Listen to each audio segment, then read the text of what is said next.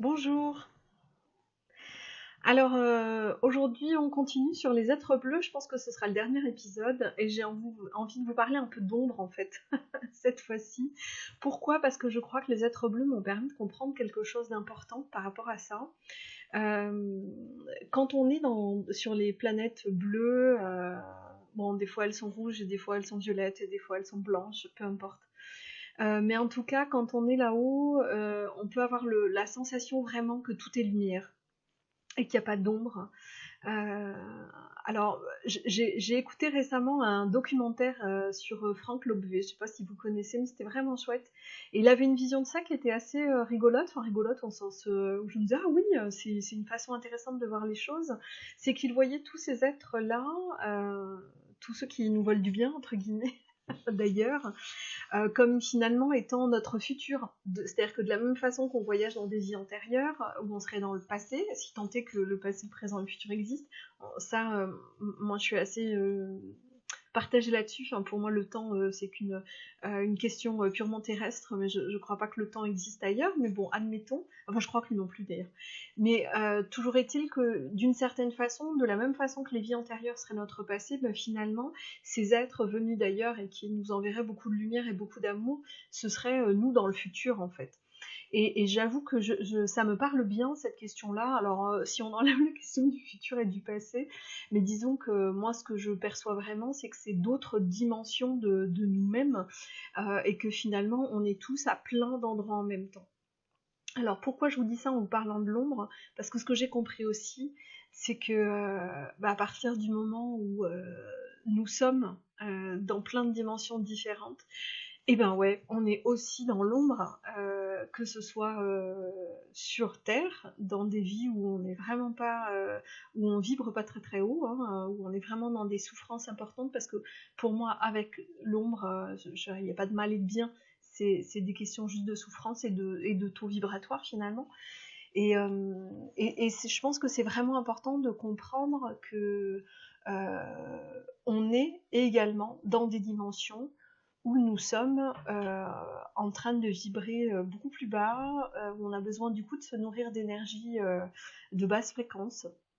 Et je pense que c'est le cas et sur Terre et aussi dans l'univers au sens large. C'est-à-dire que, euh, par exemple, dans les sessions d'hypnose régressive et spirituelle qu'on fait dans le cadre des exploratrices de l'invisible, mais parfois on rencontre des personnages, des entités, je sais pas comment les nommer, que ce soit des reptiliens, vous avez peut-être déjà entendu parler d'eux, ou des humanoïdes, où c'est vraiment pas très cool, hein, pas très agréable.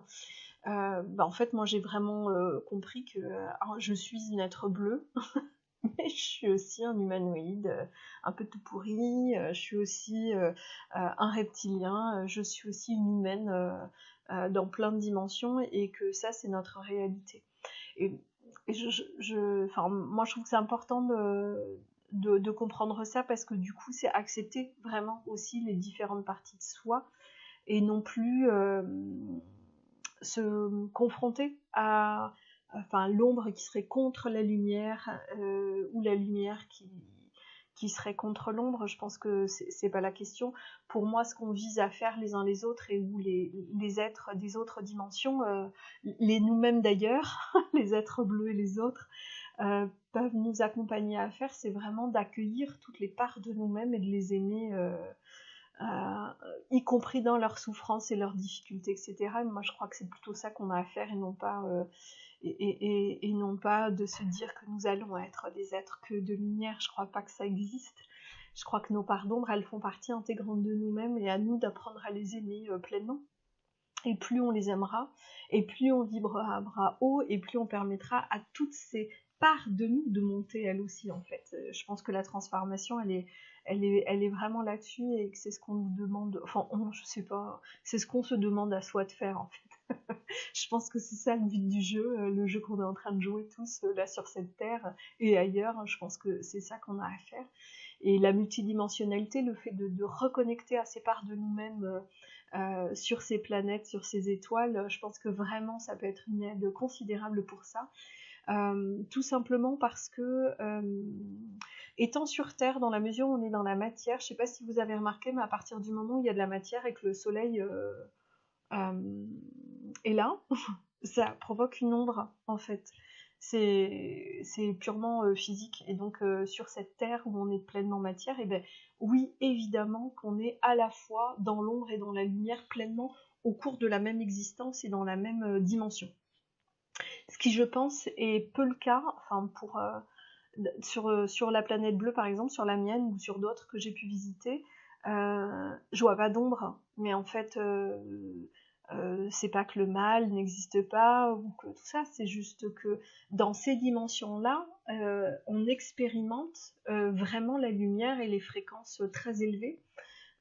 Et on peut le faire dans ces dimensions-là parce qu'il n'y a pas de matière, parce qu'on est des êtres énergétiques et que du coup on n'a plus la même.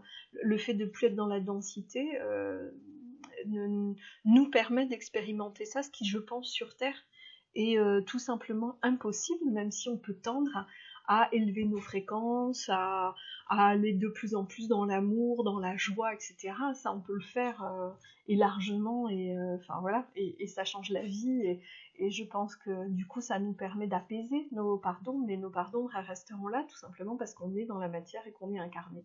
Et que ça en fait partie pleinement, et à nous de les accepter, non plus de faire ni comme si elles n'existaient pas, ni d'essayer de les chasser à tout prix. Non, je pense qu'elles font vraiment pleinement partie de nous, et c'est ce qu'elles font. Elles font de nous aussi des êtres humains dans leur dimension, dans leur belle dimension, parce que, enfin, voilà, moi je pense que autant j'adore être sur cette planète bleue et contacter ces énergies-là, c'est juste extraordinaire. Et en même temps, il se trouve que, en tout cas, on a cette part-là qui est incarnée, cette part-là qui est là sur Terre, qui est en train de parler sur cet écran, cette part-là de vous qui est en train de regarder cet écran, et cette part-là, elle ne doit pas être mise de côté en se disant que c'est moins bien que les êtres qui sont ailleurs. C'est pas moins bien, c'est une autre part, et on expérimente juste autre chose. Bon, voilà, je crois que j'ai à peu près fait le tour de ce que j'avais envie de vous dire sur les êtres bleus, même si j'ai légèrement dévié, et le propos s'est élargi parce que forcément les êtres bleus, ils sont dans l'univers, et ils participent à nous permettre de comprendre ouais, la multidimensionnalité. En tout cas, pour moi, c'est ce que ça m'a apporté. Je vous remercie beaucoup d'avoir suivi cette mini-série, et puis si ça vous a permis d'éclairer des choses ou de connecter à des choses, ou de comprendre, si tant est qu'on est capable de comprendre quelque chose, c'est toujours la même chose, et bien c'est chouette, et puis n'hésitez pas à commenter, à partager si vous en avez envie, parce que c'est une façon pour moi aussi de me dire, ah ben ouais, tiens, ok, de faire ça, c'est intéressant pour d'autres, est-ce que c'est utile, est-ce que ça ne l'est pas, voilà. Moi, je vous embrasse et je vous souhaite plein de belles choses dans toutes vos magnifiques dimensions. Au revoir.